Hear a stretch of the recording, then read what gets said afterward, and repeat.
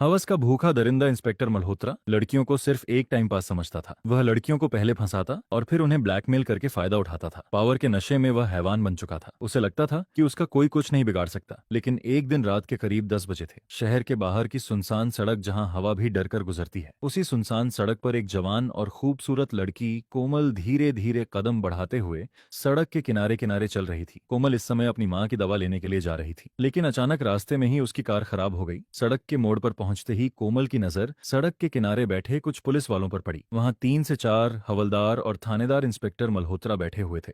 उनके सामने शराब की बोतलें खुली पड़ी थीं और मोबाइल पर तेज आवाज में गाने बज रहे थे। वे सब ऊंची आवाज में ठहाके मार रहे थे। उनकी आंखों में वर्दी की इज्जत नहीं, हवस का नशा था। जैसे ही इंस्पेक्टर की नजर कोमल पर पड़ी, उसकी आंखें चमक उठीं। उसने बगल में बैठे एक हवलदार को इशारा करते हुए कहा, ओए देखो तो, इतनी रात को हसीन परी चली आ रही है, चलो थोड़ा मजा लेते हैं। यह सुनकर बाकी हवलदार भी हंसने लगे। कोमल ने जब यह सब देखा तो वह कुछ क्षण के लिए डर गई। उसने गहरी सांस ली और सीधे कदम बढ़ाते हुए उनकी ओर बढ़ी। तभी इंस्पेक्टर मल्होत्रा ने आवाज लगाई, मैडम इतनी रात को अकेली कहाँ जा रही हो, डर नहीं लगता? वो रुकी और पलटकर बोली, डर तो तब लगता है जब कानून के रखवाले ही खुद कानून तोड़ें। तुम लोग पुलिस होकर खुलेआम सड़क पर बैठकर शराब पी रहे हो, गंदे गाने बजा रहे हो। अगर तुम लोग ही ऐसी हरकतें करोगे तो जनता से क्या उम्मीद की जा सकती है? कोमल ने सख्त लहजे में कहा। कोमल के स्वर में ऐसी दृढ़ता थी कि बाकी हवलदार एक पल को खामोश हो गए, मगर इंस्पेक्टर मल्होत्रा पर इसका कोई असर नहीं हुआ। वह लड़खड़ाते हुए उठा और कोमल के सामने आकर खड़ा होकर बोला, अरे मैडम बड़ी खूबसूरत लग रही हो, जरा हम पर भी अपनी नजरें डालो ना, हम भी तो तुम्हारे दीवाने हो सकते हैं। मल्होत्रा ने बेहुदा हंसी के साथ कहा। उसकी आंखों में नशा और हवस दोनों साफ झलक रहे थे। इंस्पेक्टर मल्होत्रा ने कोमल का हाथ पकड़ने की कोशिश की,